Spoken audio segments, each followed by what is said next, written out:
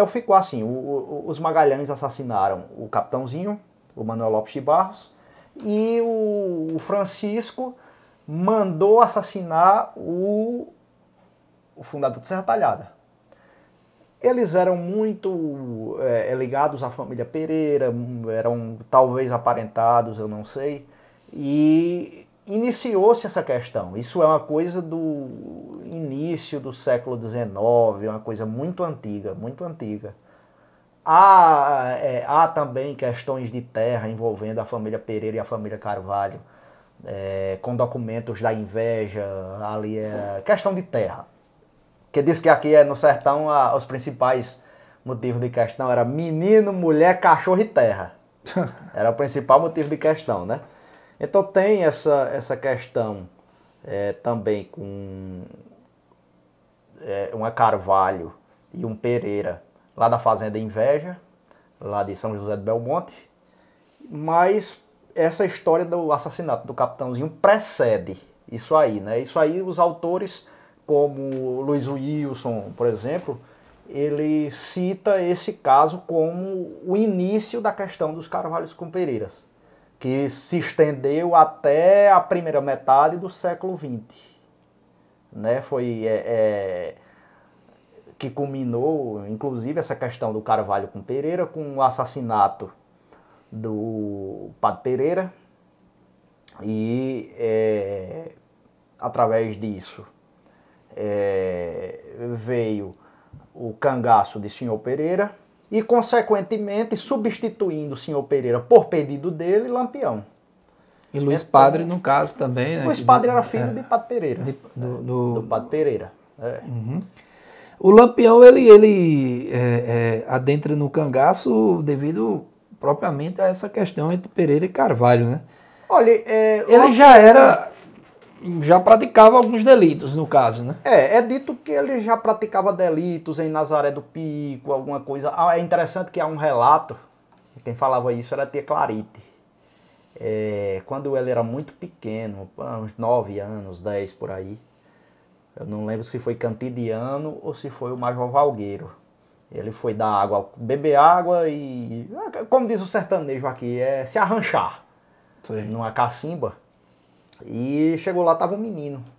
E ele perguntou, de quem é esse menino? Aí ele, eu sou sobrinho de Dona Maria Jacosa. Morava ali perto do Poço do Negro, né? Aí, tá certo. Aí ele apiou o cavalo, tirou a cabeçada do cavalo, pendurou na cerca para dar água ao cavalo. E ele bebeu água, deu água ao cavalo, depois deitou na areia do riacho e tirou um cochilinho numa sombra. Quando ele acordou, que foi olhar, cadê a cabeçada do cavalo? Não encontrou. Aí ele, mas rapaz, né, danado do menino, roubou a cabeçada do cavalo. Aí foi lá na casa da velha e apertou, e a velha disse que a alcoviteira danada disse, não, meu sobrinho mesmo não é dessas coisas, não. Ele não faz isso, não, de jeito nenhum. Mas disse que ele apertou o menino até que o menino abriu o negócio. Foi lá numa moita, disse que era uma moita de folha de carne, e tirou lá a cabeçada do cavalo. Isso ele com 12 anos. 12 por aí. Anos, já era... Era danado. Era danado. Era danado, Mas disse que a mãe dele era muito geniosa. Diz que muito pior era o irmão, né? O irmão dele, né? Antônio. Então ele devido, a gente já sabe a história de Lampião, como todo, né? Quem quiser procurar saber, até porque ele entrou no cangaço, né? Uma questão muito grande que até hoje se estuda, né? Mas ele enveredou por esse lado aí, né? Por essa questão do senhor Pereira e se aproveitou depois, claro, ao pedido do padre Cícero, para que o senhor Pereira deixasse, né, a região e fosse para o Goiás. Mas não foi só o padre Cícero, não. A própria família já não estava, nem a família Carvalho, acho que até ele mesmo, Pereira, né? Eu acho estava aguentando mais a despesa. Muitas mortes, provavelmente. Mas, né? A despesa de uma questão familiar é uma coisa altíssima. Altíssima, porque, primeiro, tem que gastar todas as reservas. Em segundo lugar, não tem mais como produzir, porque você tem um inimigo, você não tem condição de estar numa roça, você não tem condição de estar tangendo gado, você vai estar perdendo e não vai estar repondo. Tô entendendo. Então a família Carvalho e a família Pereira, elas tiveram muito prejuízo nisso. E eu acredito que até hoje, pelo menos politicamente aqui em Floresta, a família Carvalho nunca conseguiu se reerguer dessa época. Né? O prejuízo foi muito grande, muito grande. Politicamente, economicamente e até socialmente também. É uma coisa, fica um tanto quanto mal visto pela sociedade, aquela pessoa de crime, né? Isso é verdade. E até a própria família também, quando era uma pessoa de crime. Por exemplo, o pessoal das Umburanas, né? Antônio, Livino, eles eram um tanto quanto mal vistos pela família, né? Pela própria família, no caso, né? Pela própria família. Eles eram... tem um apelido de futuqué, né? Infelizmente eles, não teve às vezes chegar a um acordo, né? Porque nós sabemos que no decorrer da história houve muitos outros conflitos aos quais chegaram-se a assim, um acordo. Houve uma acomodação entre os Pereiras e os Carvalhos, né? Inclusive para tirar assim, o Pereira daqui e tudo. Houve essa acomodação. Houve esse acordo, mas muito tarde, pelo menos daquela questão de há 100 anos antes dos Magalhães, eu não conheço a acomodação em relação a isso aí. Então, retornando aqui à questão das nossas origens, então já fica bem claro, sabido, né, que Carvalho mesmo casou com uma das filhas do Manuel Lopes Diniz, outros também, né? Casaram e a família ela foi com o tempo ela foi crescendo, né? E essas raízes elas foram ficando mais fortes, mais ligadas. Aí eu vejo também que eu ao morar no Ceará, eu vejo essa ligação muito grande que há com Floresta, né? Inclusive na história mesmo, eu fiquei até feliz, você descobriu que o meu ex-avô, a minha geração, guerreou com Pinto Madeira. Eu fiquei muito feliz quando você me disse isso, que eu nem imaginava. É uma nunca. Coisa muito interessante, porque ele foi, antes de ele guerrear com Pinto Madeira, ele foi correligionário de Pinto Madeira. É porque você também citou a questão do Rodrigues, né, o da Serra Negra, como é o nome dele mesmo, da revolta que houve na Serra Negra. Ele também não participou, né? Rodrigues.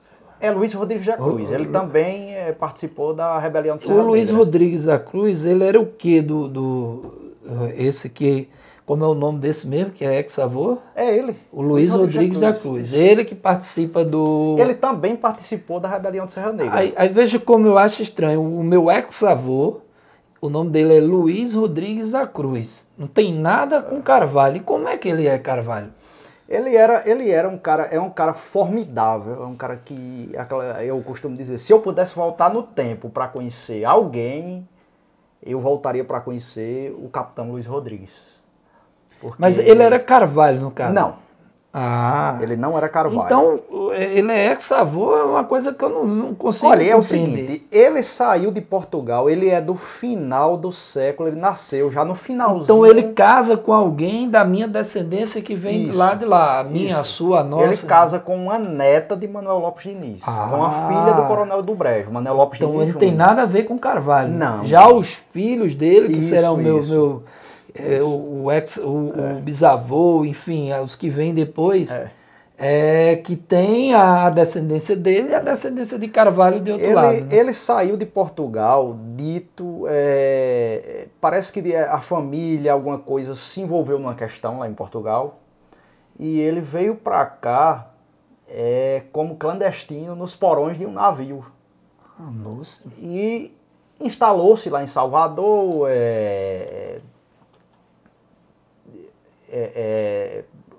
e lá ele tinha um patrão, parece que o patrão era cabra, era mestiço, né? E ele teve um romance, um bromance, alguma coisa com a filha do patrão, mas aí um dos escravos disse a ele que foi uma coisa até um tanto quanto preconceituosa, mas isso veio da boca de um próprio negro, né, dele, né, que disse que pomba de asa branca não casa com ele disse uma ave preta, não sei se foi com anum. Sim.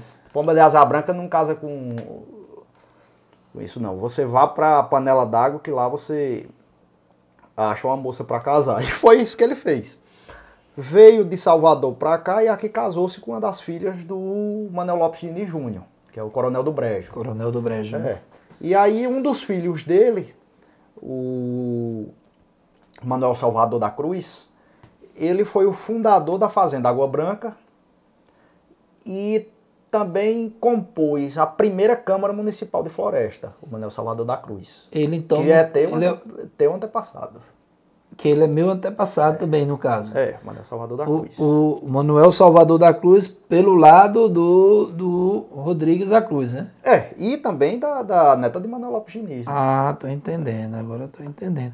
E aí ele era um cara bem, né, bem assim, guerreou na Serra Negra. Ele era beligerante. Tinha coragem, né? E saiu daqui para enveredar lá pelos lados do Ceará. Em uma das publicações oficiais, ele foi considerado aqui na Rebelião de Serra Negra, junto ao primo Francisco Carvalho. E ele é citado, inclusive, em algumas coisas do Pernambuco, como heróis do Pernambuco.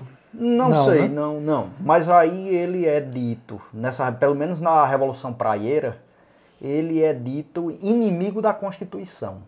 Ele foi declarado inimigo da Constituição.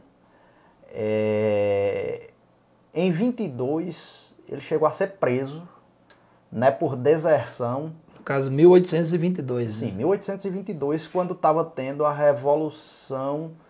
Era aquela rebelião que teve em Oeiras, os revoltosos de Oeiras, né? Que aí o Tristão e o Filgueiras, eles queriam chamá-lo para... Ele era capitão de conquista, e eles convocaram o Luiz Rodrigues da Cruz para fazer combate. Agora, eu acredito que o Luiz Rodrigues da Cruz era republicano. Tudo indica, porque o histórico de revoluções, de revoltas em que ele esteve, ele era republicano. E dizem que foi por causa de doença que ele não foi para Oeiras. Mas eu também acredito que ele tinha esse ideal, esse rincão ideológico também, de republicanismo. E ele não foi. Né? Agora, 2 anos depois, quando foi proclamada a Constituição, nova Constituição do Império, né? Que o Tristão e o Filgueiras foram contra, aí, meu amigo, acabou-se. Ele já passou a ser correligionário do Tristão e do Filgueiras. E aí ele chegou a lutar, porque o Joaquim Pinto Madeira também foi correligionário do Tristão e do Filgueiras, né? Sim. Quando foi em 32 a Guerra de Pinto Madeira, não é isso? Uhum. Em 32 que o Pinto Madeira se rebelou contra a regência, né? Que ele tinha até fazia parte de uma espécie de seita, né? Era a cruz, o trono e o altar, que ele fazia parte disso aí, que era o direito divino de governar. Que ele era contra a